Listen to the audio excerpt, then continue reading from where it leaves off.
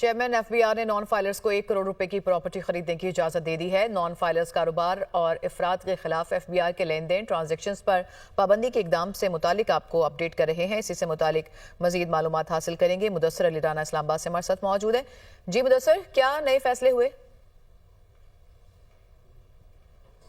G, chairman F be R Rashid Langrial نے non filer کو 1 کروڑ تک کی پراپرٹی خریدنے کی اجازت دے دی ہے۔ اس سے قبل ایف بی آر کی جانب سے نان فائلر پر مکمل طور پر پراپرٹی کی خریداری اور لین دین کے ساتھ ساتھ جو بینک ٹرانزیکشن ہے اس کو بین کرنے کی تجویز زیر غور تھی، لیکن نان فائلر کو ختم کر کے پھر لیٹ فائلر کی تجویز متعارف کروائی گئی اور لیٹ فائلر کے بعد اب ایلیجیبل فائلر کی جو تجویز ہے وہ زیر غور ہے۔ لیکن جو تمام تر سینیریو ہے اس میں یہ تھا کہ جو نان فائلر ہے ان کی لین دین، ان کی پراپرٹی خریداری اور جو 800 سی سی سے بڑی گاڑی ہیں وہ نہیں خرید سکیں گے، لیکن آج chairman F be R Rashid Langrial کی جانب سے یہ کہا گیا ہے اور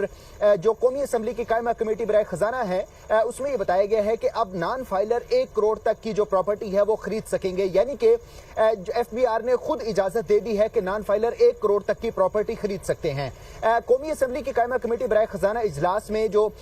ترمیمی بل ہے، ترمیمی فائنانس بل ہے، اس کو لے کیا گیا ہے اور اس کے ساتھ ساتھ جو 2 اہم پوائنٹس ہیں، نان فائلر کے خلاف سخت اقدامات کی منظوری بھی دی گئی ہے، جیسا کہ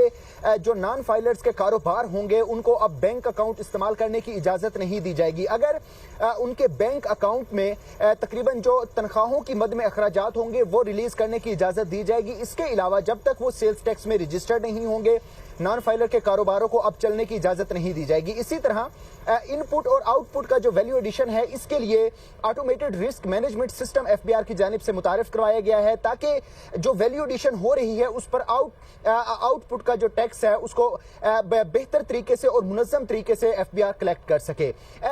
وزیر مملکت برائے خزانہ علی پرویز ملک کی جانب سے آج خزانہ کمیٹی میں یہ انکشاف ہوا ہے کہ پاکستان میں جی ڈی پی کا 10% جو کیش